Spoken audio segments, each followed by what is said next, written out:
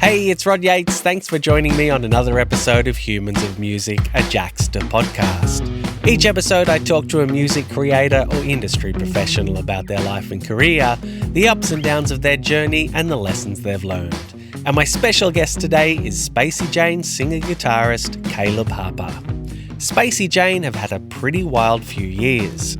Their 2020 debut album Sunlight hit number 2 on the Australian charts, and their just released follow-up Here Comes Everybody debuted at number 1. Go back to 2016 when the band formed though, and it's unlikely Caleb was thinking about this kind of success.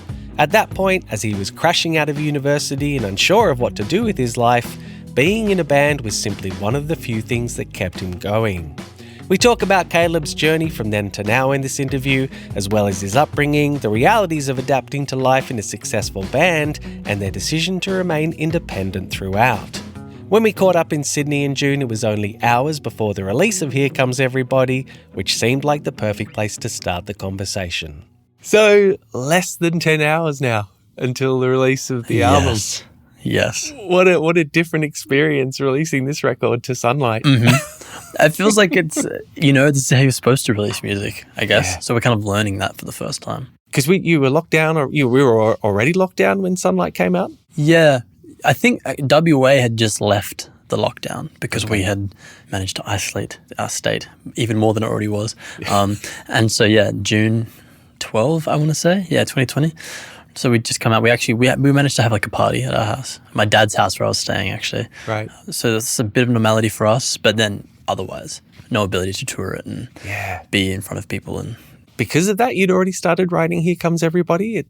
Not necessarily with the intention of writing another record, just the intention of doing something, feeling like I wasn't stagnant, Yeah. Because the main reason we make music is to have those moments with people, and without that, there was like, okay, let's create. That's at least one part of the job we can do.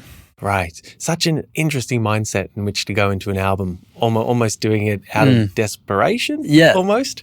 Desperation, like anxiety, like panic, for sure. Yeah. Not necessarily the sort of ideal conditions, but then I don't know what are necessarily, but yeah. Can you hear that in the record?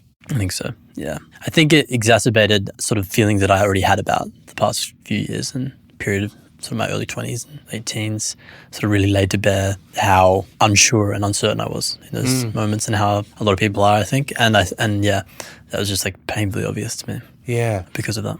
And the actual act of writing songs, was that a comfort or solace? Is that what that provided for you? Yeah, I think so. I mean, for me, I think being busy, feeling like I'm active and like achieving something is a sense of like comfort to me. Like whether that's gardening or cooking or, like I always want to be doing something, and so there's this like thing ticking in my head. And so, when it's combining that sense of achievement with like music thing I love, definitely. Yeah. But then I'm not sure that like people talk about the catharsis of writing songs. I don't know whether or not it's a substitute for actually dealing with things. For me, it's sometimes like it's talking about something, but it's not necessarily addressing it in a deeper way. Like I think that's what therapy's for. Right. Writing songs is a cool way to talk about it. Yep. And sometimes it's like nice I used to think that it was good for that. I do think it's important for like compartmentalizing things and having like a box thing you revisit and sort of distilling big ideas and big emotions. But I don't know if it like actually fixes things. Right. Yeah. When did you realize that? Probably only with this record. Right. I think it came from a place of talking about things that weren't just my own situation, but that were like broader experiences, realizing that writing about other people's issues has no power to change them, and realizing actually it's kind of the same for writing about my own things. Like it's music and it's art. It's not necessarily, it can be, but in this case, I don't think it's like it's a tool for change. I think it's like, it's trying to be, but I don't know how effective it is, to be honest. Yeah. Yeah. I guess a lot of inspiration for songwriters, or songwriters tell me, is that it comes from experiences, from being out around people and from being touring and things like that. Yeah. So given that you didn't, I suppose, have that for the period of COVID, that period of lockdown, did that draw you really internally in terms of, I guess, exploring some of the things that had been bothering you or some of that anxiety that you were feeling? I think it had that effect initially, but then I was conscious of sort of buying into this sort of collective like navel gazing. I feel like I might even use that term with you before, where it's like everyone was like, oh, like taking this time to self-reflect and work on themselves and do their pickling or their sourdoughs and this sort of like whole thing that was happening. And I was like, man, I actually am scared to look under the hood, maybe. And like I want to like stop talking about myself and stop thinking about these things. Sure. I want to think about something else, talk about other situations, people, and that like. So I suppose I almost had the opposite effect, where it was like more of an outward-looking time because there was so much time alone. I was like, man, I don't want to bury myself in this right now. So where were you looking when you say you're looking out? You're looking at your friends, your family? Yeah, I think like thinking about how like in the settings and the experiences and the environments that I was in my sort of early 20s, thinking about other people and like what was happening for them at that moment when they were going through those times, and how something that Sunlight taught me was that my sort of experiences that I guess I thought were like unique and special to me were actually quite universal in lots of ways, and like it wasn't that special. And so like I guess like having that approach to my experiences, being like, oh, I wonder how someone else, like how they have gone through this, and and how have I seen these things transpire throughout that period of my life. Yeah. There's a lyric in It's Been a Long Day, a little unhappy and severely underpaid, staring at stop signs, waiting for them to say go. Yeah. Is that how it felt with your debut album? Is that a reference to the fact that the band was at this point where they'd put out their debut album, you put out your album and you were ready to go, but the signs were saying stop? I think it's more about like pre that, I think. And although it was sort of written around that time, it was actually more like COVID had hit. I'd quit my job to be a musician, and then my music had quit on me essentially for that period. Right. And just like hospital jobs and feeling like really stuck and really hopeless and aimless, I suppose, in that time. Not that that is a symptom of working in hospitality at all, but it just mean like for me at that time, I was like, I don't know what I'm doing. I dropped out of uni. I was at these like many crossroads and sort of flailing, I guess. And that sort of reference to that, yeah. Because I think last time we spoke, you were talking about the song Lots of Nothing. And you were saying that it's basically about feeling like shit. Yeah. As is half the album. Yeah, that's right. Yeah, feeling like shit and not necessarily like loathing it too much. Okay. Because that is almost as bad as the environment that you're in that's making you feel that way. It's like fully rejecting it within yourself, I think, because you got to at least love yourself and have like a platform to start working on things. And if you're like being like, man, there's something wrong with me, I'm broken, then you are in a pretty bad place to start, I think. Absolutely. And so like learning to come to terms with those things and be okay with those things. Yeah. That's also like part of that record, the record. Well, there's an honesty to, as has always been the case with your lyrics, there's a real honesty to them. And, you know, you even think about songs like Head Above on this album, which I believe is about a fractious relationship with your parents. And It's Been a Long Day, which we just spoke about then. Do you ever have to fight the urge to self-censor? I've sort of thought about it more with this record now that it was finished. And I think now that I've done it twice in a row, 2 records of sort of quite personal content, lyrical content, I was like, oh, I'm sort of being asked about this a lot more now. And I realize that I've bared all. I'm sort of like, this is me on this like really like in this vulnerable state for anyone who wants to hear it. Yeah. And like, you know, where rather than like keep these things private, we're, you know, doing the absolute opposite and trying to get it out to as many people as possible. And I think I am trying to learn I'm learning to separate like the sense of the self that I'm putting in the songs and the version of myself that I see right now. And like knowing that I can always change and develop and get better and still put like truth in these songs about past selves or like an ever-changing self and not feel like I'm like being super open and vulnerable. Like I'm still playing a character when I'm on stage and like I'm still writing these songs about me, but they can be for anyone. Like no one necessarily has had the exact same experience as me. Like people are taking from it what they will and applying it to their own life. And so I guess like there's a few sort of mechanisms I'm sort of trying to put in place that don't make me feel so like open all the time. Yeah. Yeah. Do you think you'll be more conscious of it going forward in terms of your writing? Yeah, I'm not sure. Like I think I will be just naturally because I've thought about it now. Okay. But whether or not there'll be action because of that, being more conscious of it, I'm not sure. Like maybe it will result in, you know, vastly more guarded lyrics or stories about other things. Sure. Or maybe it'll just be like, no, like I'm aware that I'm doing it, but I'm happy with it. Yeah. Yeah. That must have been a stark realization, was it? That moment where you went, oh shit, now I've got to talk about this stuff. Yeah, I think so. I think because sort of our, notoriety or whatever as a band it doesn't feel like it came quickly, but then other times it's like, oh, all of a sudden I'm doing interviews that lots of people are reading and I'm talking on these platforms that have a large following.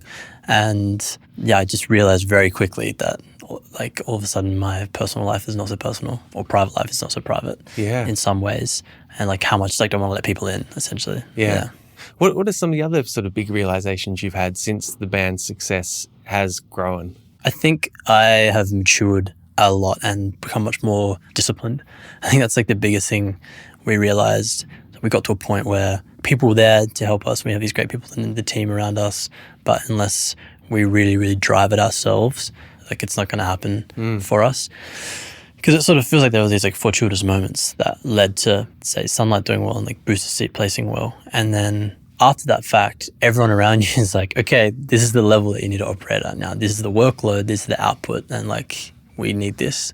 And no one's there to like say, come on, like let's go. Like they like want to help you, but they're there to make money off you as a band. So it's like you've got to really like dig in and dig deep and produce. Like right.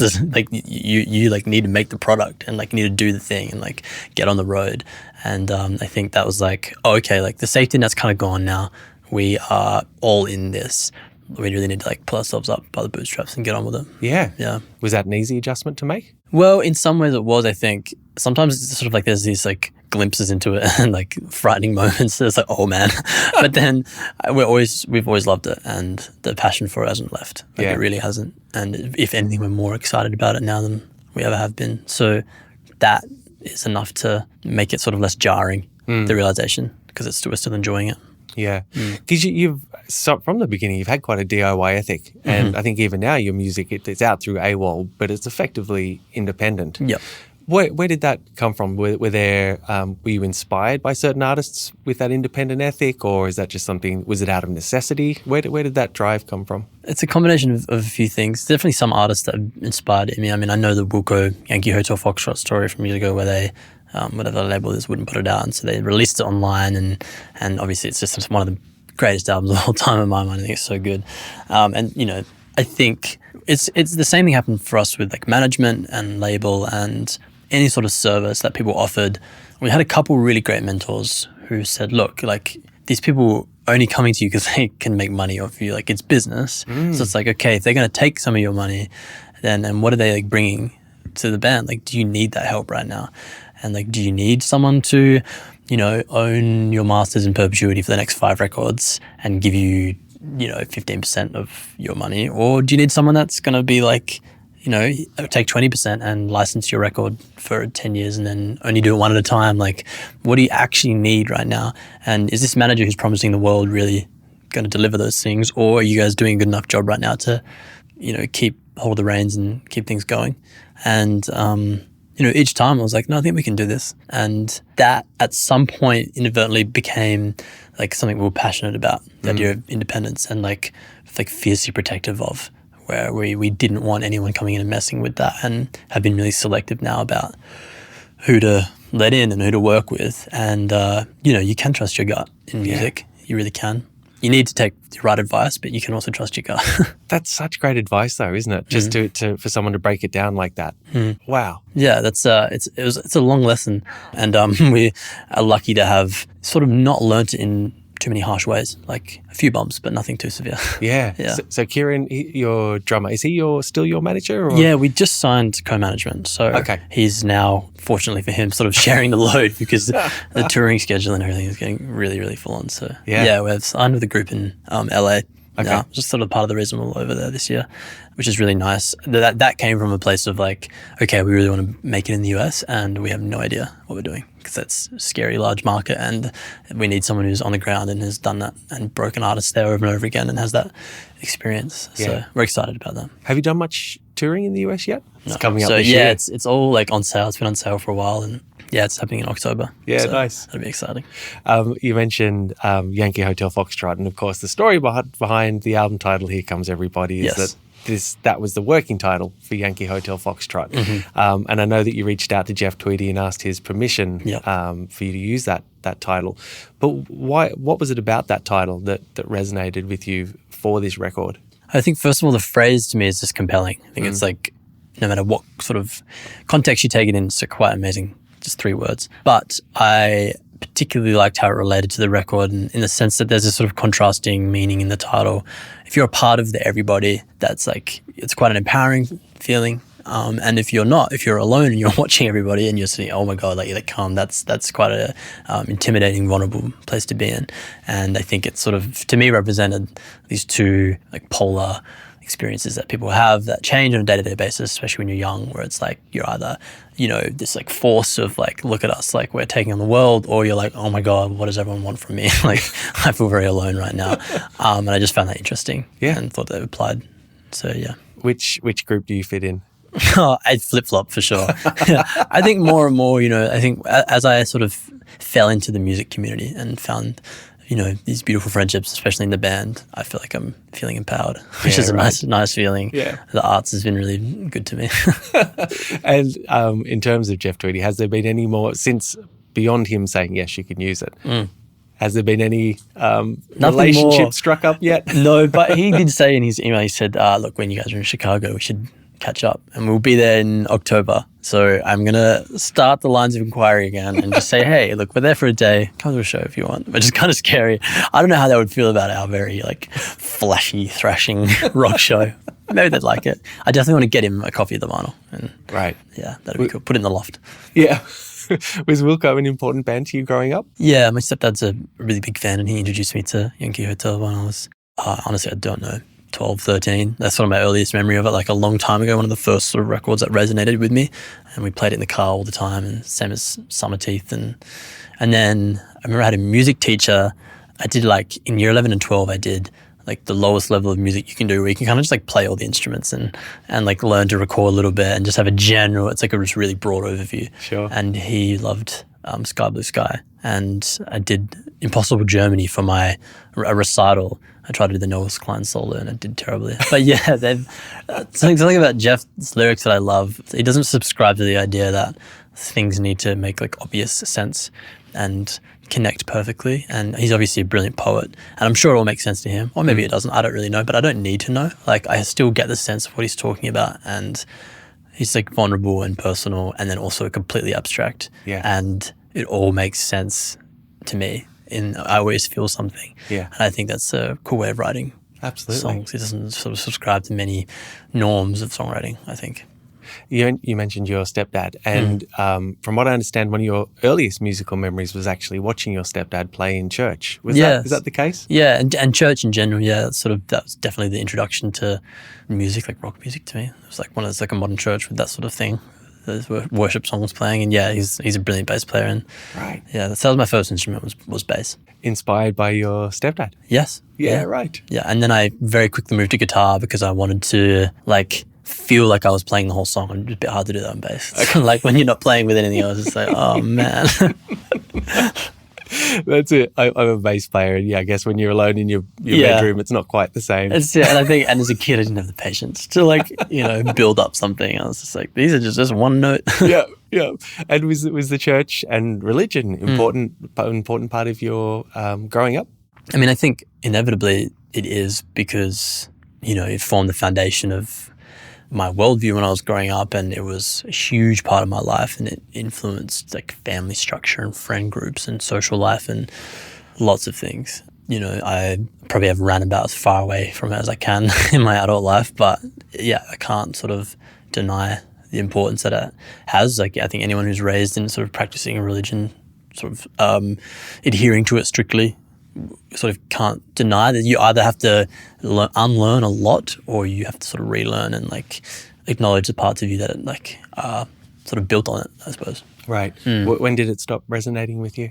I think in my mid-teens, I probably started to question lots of things, and it's not so much the spirituality of it, or like sort of the atheistic qualities that some people take on in regards to being against religion. Like, if you want to believe in those things, and it's really, really not an issue. But it's more so the sort of control that you want to have over people's lives and that sort of thing. I think that and the violence and the abuse and things like that are carried out in the name of these institutions that it's really hard to reconcile in my mind, and unfortunately is almost 100% of the time wherever religion and these institutions go, these things follow. Yeah.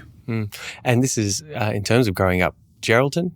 Were you born in Geraldton? I was born in Perth, but I'd moved to Geraldton, I think, when I was about a year old. Okay. And I did, I grew up there. I left once I'd finished high school. Yeah, right. And just for people who, I guess, don't know the geography of Australia, Yes. So Geraldton is about 400 kilometres north of Perth, which Yep. I guess is 200 and something miles. Yes, it's about a 4.5, 5 hour drive. Okay. Yeah. So Perth is that the most isolated city in the world, or the most isolated capital I city? think it's the or most something? isolated capital city. Okay. Yeah. So And it's, then it's a you- good 4 or 5 hours to Sydney or Melbourne via plane. By Yeah. plane, right. But then you drive another 400 kilometres Yes. Yeah. outside of that. Yep. So what was Geraldton like then? Do you sense that isolation when you were growing up? Not so much. I think I thought of Australia as isolated growing up. Like, it felt like we were always behind the curve, from a cultural perspective in terms of like what was happening in the pop world, pop culture sort of internationally. But maybe that was actually just Geraldton. I'm not really sure.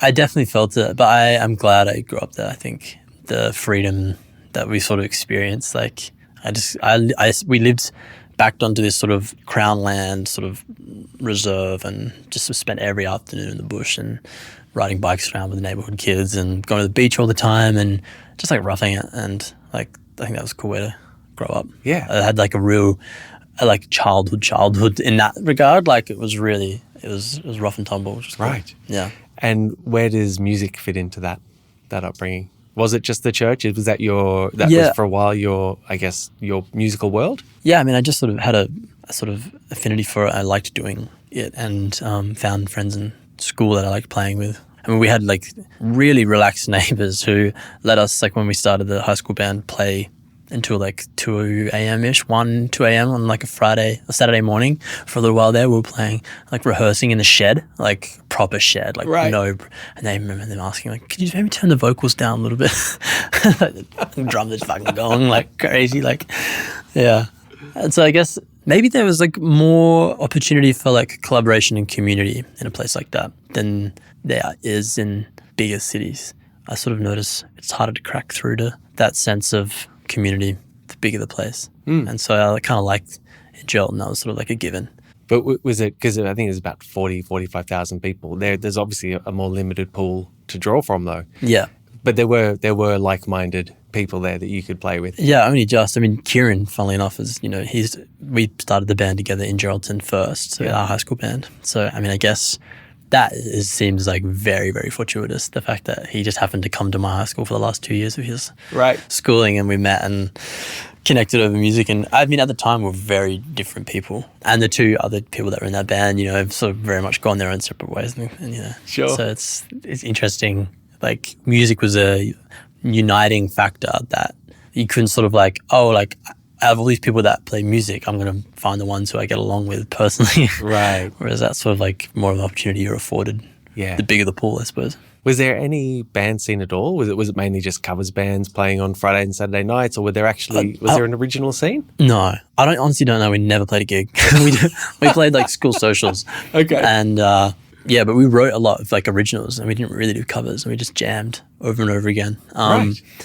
And yeah, it was just like sort of teaching the foundations of the fundamentals of being in a band. Yeah. Like how to write and rehearse and that sort of thing. But yeah, there's a small covers scene, like pubs, I think. I'm pretty sure. Yeah. I played like cajon once for this like girl that I was friends with. A what? It's like a cajon is like it's like wooden music box. It's got like snare wires onto like a thin piece of wood. Right. And you can like hit in the middle from like a bass sound at the top. You get like a toppy snare sound. Okay. You just sit on it. Yeah. So I played that. I did a few covers gigs. Yeah. But that's about my only experience in Geraldton playing live. And lots of busking, actually. I was going to say that you think you and Kieran busked quite a lot. What is that like? It always seems, when you see buskers, it seems like it must be a steep learning curve, because I'm not there to listen to you play. You've got to grab me straight away. Is that what you learned?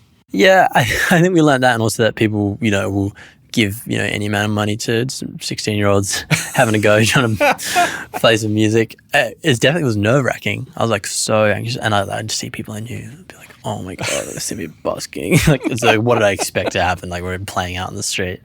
But yeah, that was like our earliest introduction to playing in front of people.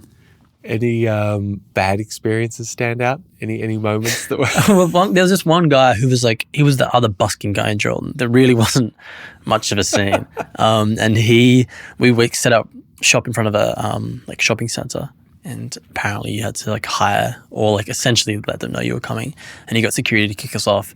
But we didn't know that though. We got security moved us. And we're like, guys, you can't be here. You've got to be across the road in like the public car park. And we're like, oh, that seems fine. We went there. And then like a second later, this old guy comes in. He sets up his guitar right where we were. And we're like, he just like wanted to take our spot. And then he played terrible Christmas covers. Right. Yeah. And the great busking rivalry of Geraldton was ignited. That's right, yeah. He probably won. He's probably still there doing it. I think he won. Yeah, we shut up shop. Yeah, we got muscled out. Right. So what when you were saying that you were writing originals rather than doing covers, what was the hope? Like, what was your goal? One of the guys I was in the band with, Clinton, he was writing songs. I don't know why he'd started doing that, but I was like, I want to do that as well. And so we're both kind of in this like competitive back and forth writing songs, trying to like better each other. I think that's actually what spurred it on to begin with. But as soon as we caught the bug, like as soon as we're like, oh, this is fun, like writing a good song is a pretty awesome feeling. Then we just like stuck with it and kept doing it. And also it's honestly, it's easier than learning covers. Covers can be really hard and intricate, and you got to like sit there, go over and over, and there's like right and wrong. Yeah. Whereas writing songs there is a sense of right and wrong, but like it's mostly pretty subjective and up to you. Okay. Yeah. I wrote like Still Running back then when we were doing that, and like the lunchtime chorus, like half of that was written back then. So like we were like learning. It was like formative years, but we were like learning how to write songs, which was cool. And who was your inspiration? Who were you listening to? It was like Youth and Young Manhood and Aha Shake, the Kings of Leon records. Right. Early, like the first few Arctic Monkey records, and Strokes. Bit of that, yeah, like rock, like guitar music, like it was all 6-string bar chords, like thrashing out, like heavy distortion, or like real gained up drivey stuff, and that's where it sort of came from, because that's music that's kind of easier to make with 3 people that are okay at guitars and a loud drummer. It's like you're just like, all right, it doesn't require much intricacy. We'll be back with more from Caleb after this break.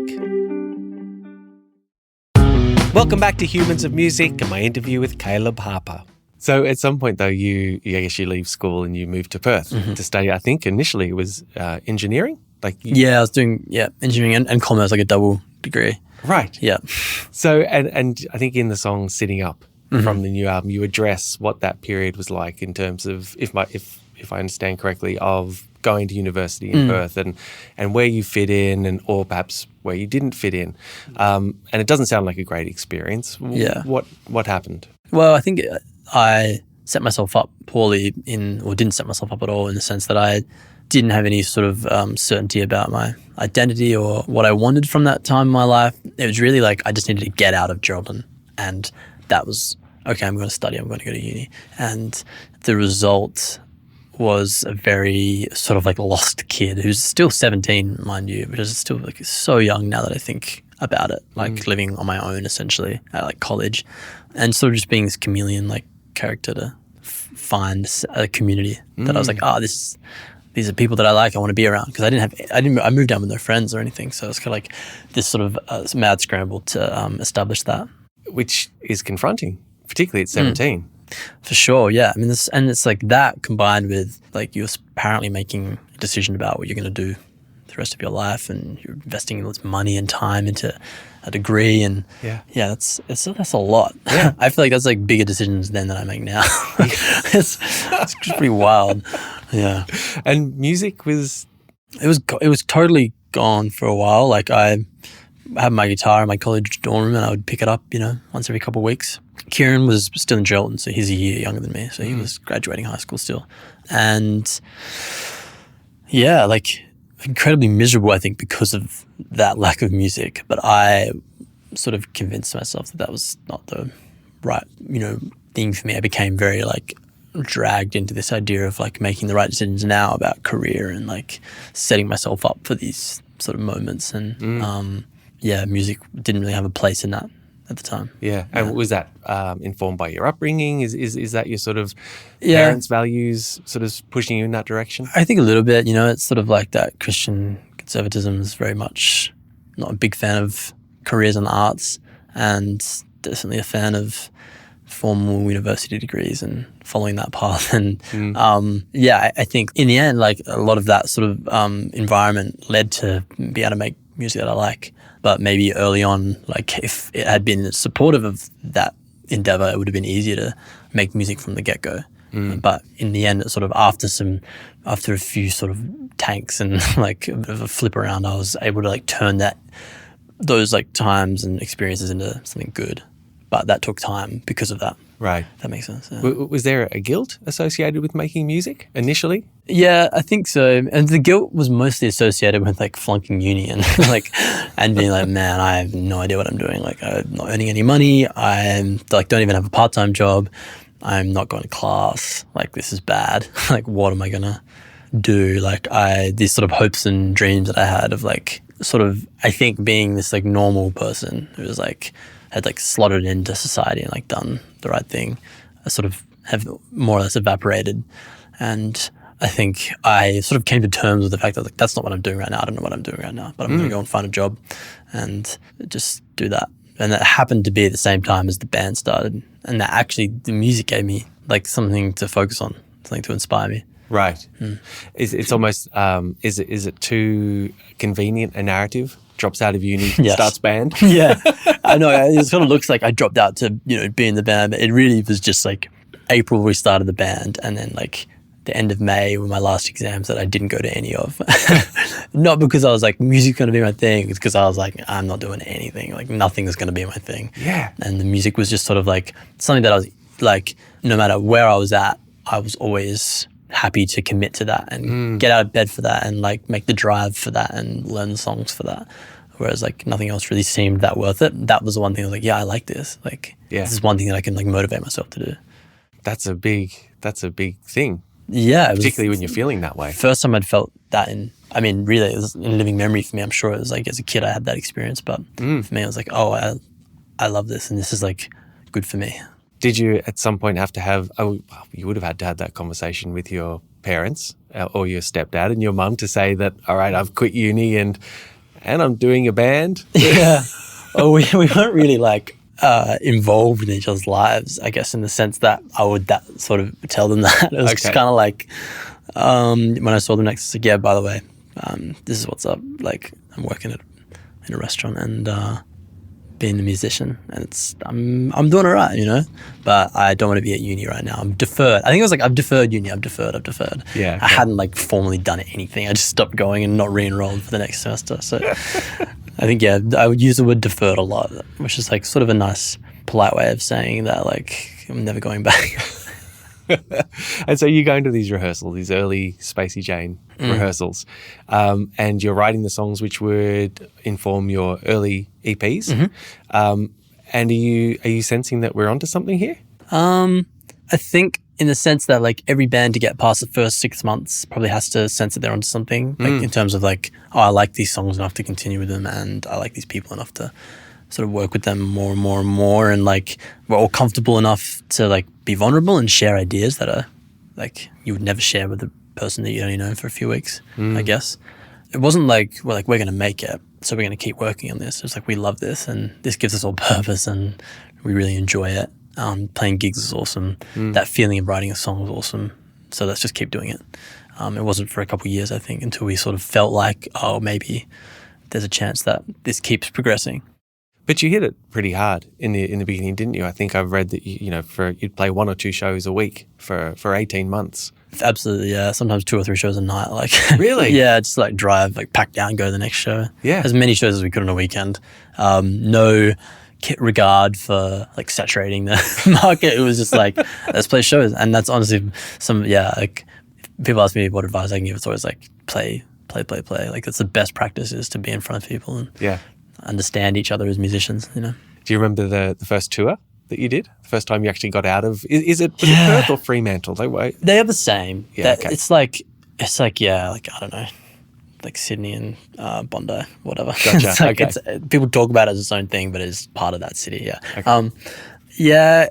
It would have been, I think we played at the Zoo in Brisbane. Right.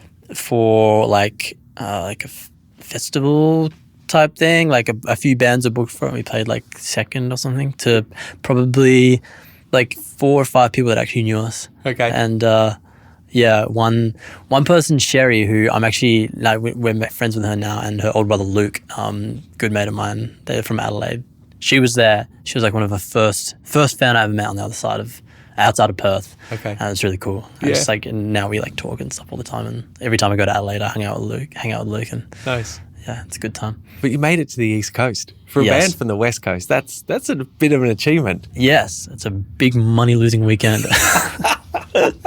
Yeah, it's we talk about this a bit. You're sort of forced to really cut your teeth to be able to get to the East Coast. Like you kind of can't serve up anything and just sort of do the East Coast run. Like, it's a few $1,000s, which just to get flights and comm at the cheapest level, that's a lot of money for students and whatever when you're 18, 19. Yeah. And so like you really need to have a good reason and have someone like lining up shows. And so I think it just forces you to be more considered about what you're doing and like go there with some purpose, some intention.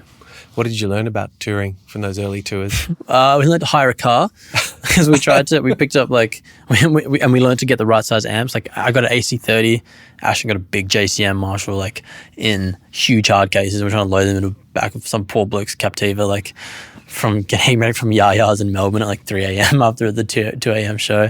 And like, there's like stairs only to this apartment that we've hired on Airbnb and right. And that's some big things we learned. We learned that as soon as like if we can afford to lose money, let's definitely do that and have hotel rooms. Like waking up like black leather couches, like sticking to them in the middle of summer and like just like a few little things that make it manageable. Okay, that don't cost too much. Right. Yeah, and we also learned that we love doing it. It was so fun, even when it was just so rough. Right. Yeah. They were good because that's the thing, isn't it? That's an exciting period in a band's life. That idea of just getting out on the road and doing it and seeing a crowd start to gravitate to you. Totally. You have to love it and it has to be rewarding. Otherwise it's miserable. Yeah. Do you remember the moment that you noticed that there was a crowd? You'd come to the East Coast and, okay, there's actually people here now.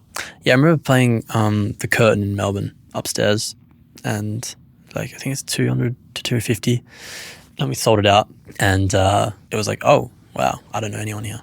And here we are in Melbourne and like my sister's there and like a couple label people are there. And it's like, this is like, okay, like, and I think like, it was like, oh, we do a couple of these shows on the East Coast and all of a sudden we're breaking even.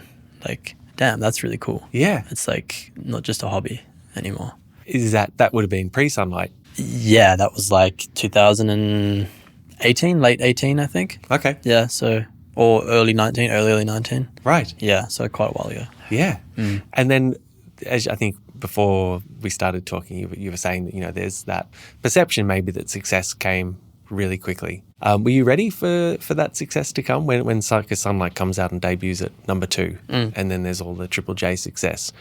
Were you ready for that and what that entails? I mean, no, not necessarily. But I think your brain only lets you, it only affects you as fast as you can process it.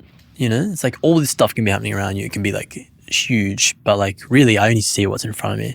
I only see like, oh, I've got like some interviews this week, or oh, like the chart position is amazing, or damn, like I'm getting a wage from this band now. It's things like that, or like, oh, well, someone wants to take a photo with me. There's like all these little things that build up. I don't think you can ever really like get a sense of like the full profile that has appeared as a result of these things. But it's saying that, I probably wasn't that ready for it. I think like when we first toured Sunlight in June of 2021, I was probably like spinning out a little bit. Like it was full on. And it was our first taste of that, and still like very much doing things independently, not having anyone to be like, okay, like guiding us here and there. And so there was some learning curves there. Yeah. But for the most part, I think it happened at a manageable pace. Okay. And you've been very open about some issues with mental health that you experience, and touring can be quite a a difficult lifestyle in that regard in terms of no structure. Yes. Yeah. Is that something that you've had to come to terms with and build mechanisms around? Yeah, I think they're things that are good for any touring band, and that's like, maximize your sleep and try and eat as many green things as possible and avoid drinking and these sorts of things. And like, if you do them, it's still difficult, but it's manageable. Okay. Like, I think it's just trying to create as much routine and structure for me as possible in amongst what is quite chaotic, quite a chaotic experience. Yeah. And then some people are just like, man, they don't care. They'll just go hard, and they're like in their 40s and like been touring for 20 years and just have no worries. And I'm like 25. I'm like, all right, I'm done with those days. Like, I'm take it easy from now on. Like I try and get into bed, and I'm like, all right, everyone, like in the van, like after shows, and like let's wrap this thing up. Like finding all the crew, like let's go. Like taking a cup of tea with me or the fruit platter or whatever I can, eating that in the van. That's not to say that I've gone completely fuddy-duddy. Sure. It's the instances of the wild side have like become fewer and fewer. Yeah. I presume it wasn't like that on that first East Coast run. No, it was nuts. Yeah. It's just like drunk for 4 days straight essentially. Do you have again, because you've been so open lyrically about mental health, do you find that fans confide in you? Or send you messages about their battles with mental health? Yeah, definitely. I think the biggest thing I get is people just being glad that it's not just them, which is like something that I also get in return from them telling me that.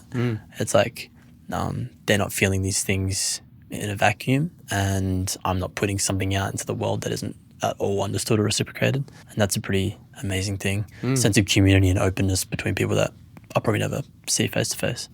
That's really amazing for me.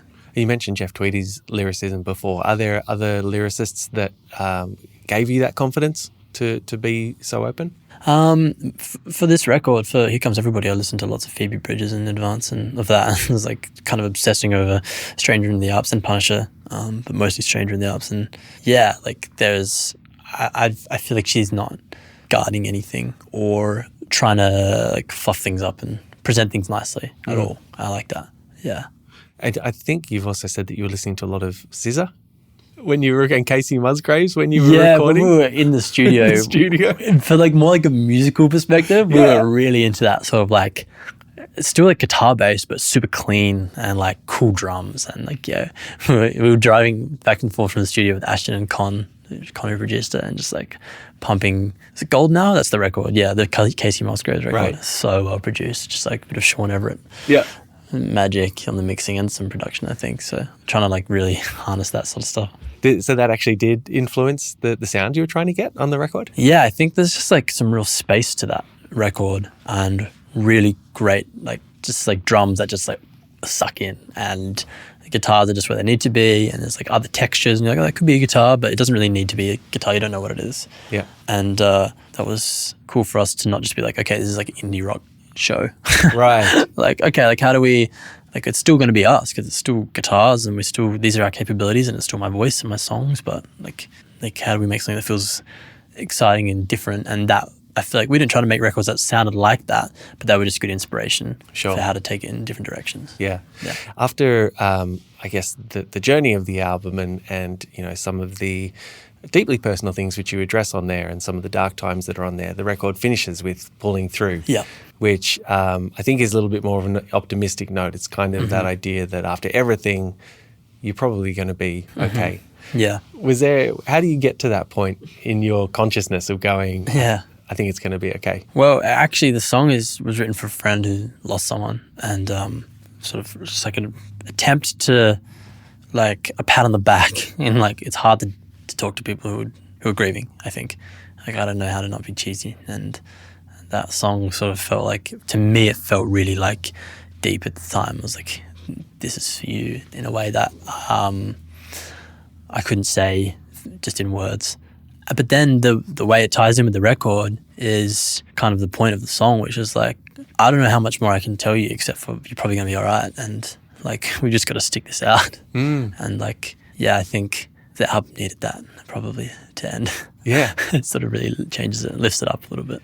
Right. Yeah. And did it feel like that writing it as well? Was it for as much for yourself as for, even though you started writing it for a friend, was that, did you find that message actually helped you as well? I think it is like beautiful to belt out that last chorus and like believe in it, even if it's just for a little bit. Right. Yeah. Nice. Just to finish up, Caleb, Jaxsta is all about giving credit where credit is due. Are there people that you give credit to for helping you get where you are today? I mean, absolutely. First and foremost, it's the other three members of Spacey Jane and Amelia, our original bass player. But yeah, Kieran, our manager and drummer, and Ashton, who's a brilliant guitarist and writes such incredible music, and Pepper as well. And they've all committed wholeheartedly to this thing and been very sort of tunnel visioned, and I'm so grateful for that. Paul Sloan, our agent, who's our first mentor, who I talked about sort of before, that mentor, that's him. Yeah. He sort of acted as his confidant and mentor in so many ways, and we wouldn't be here without him at all. Yeah, Dave Parkin as well, I think, is another one. Right. Who like taught us how to use the studio and how to record. I think if it wasn't for that group of people, I think we'd be pretty, I don't know if we'd be here. So right. Yeah. Okay. That's sort of in the music world, they're the people that I think I would credit the most strongly with where we're at. I hope I'm not missing someone, but I don't think I am. There's so many people, but this would go on forever. Of course. So course. I'll distill it to those. Nice. Well, man, thank you so much, Caleb, for taking the time to chat. I really appreciate it. It's really lovely to really go in depth in this very nice setting. And that's it for another episode of Humans of Music. A big thanks to Caleb for his time, and thank you for listening. Just a reminder that Spacey Jane's latest album, Here Comes Everybody, is out now. If you have any feedback on the show or suggestions on who you'd like me to talk to, or even if you just want to say hello, please drop me a line at humansofmusic@jaxsta.com. That's humansofmusic, one word, at Jaxsta, JAXSTA.com. This episode was mixed by Lachlan Mitchell from Parliament Studios in Annandale, and the incidental music and theme song were written and performed by Sam Lockwood. Please remember to subscribe to the Humans of Music podcast so you never miss an episode, or even better, share it amongst your friends and rate and review it. And remember, next time you need to know who wrote a song, who produced a song, who engineered it, who played on it, who sang on it, who did anything on it, head to jaxsta.com for all your official music credit information. Until the next episode of Humans of Music, I'm Rod Yates. Thanks for listening.